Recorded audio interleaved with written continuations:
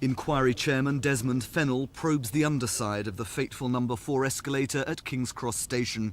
He notes that trays designed to catch rubbish deposited on the moving staircase are full of cigarette butts, and of course it's still widely held that a discarded cigarette started the blaze.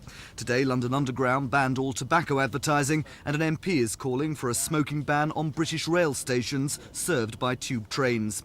The visit was to give Mr Fennell a clear picture of the scene. If necessary, during the inquiry, he'll return. He says there'll be neither whitewash nor witch hunt.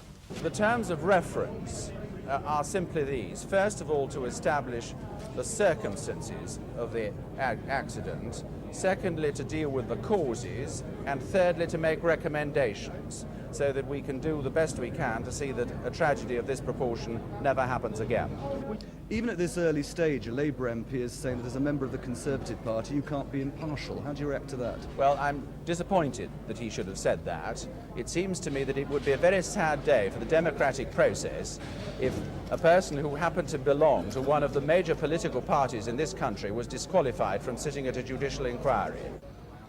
This afternoon, inquests on 28 of the 30 victims were opened. The identity of 2 of the dead is still unknown. This chapel-like coroner's court has today seen some remarkable scenes of courage. Mothers, fathers, sisters, brothers, husbands and wives all struggled to remain composed as they went through the business of saying, yes, we have formally identified our dead loved ones.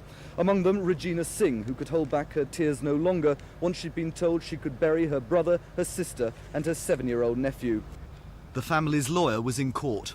We have now lodged formal claims for compensation on behalf of the Singh family, arising out of the deaths of the 3 family members, and in the course of time we shall hope to obtain substantial compensation for them. On what basis would you be claiming compensation? Well, the only basis you can claim compensation in the English courts is on the basis of negligence. So we have to show that London Regional Transport have been negligent and have caused the deaths. Are you convinced that that is the case?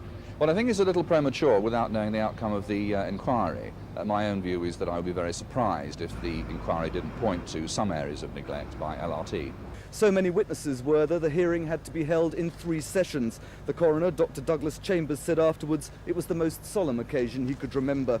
But Dr. Chambers said he was grateful for the speed with which matters have reached this stage. It's not going to bring the dead back, he said, but it does mean their families can make funeral arrangements. Full inquests before a jury won't be heard until after the public inquiry, which begins in January, following preliminary hearings next week. No one wants to prolong the agony of the bereaved families, but no one wants to rush the investigation either. Paul Larsman, Thames News.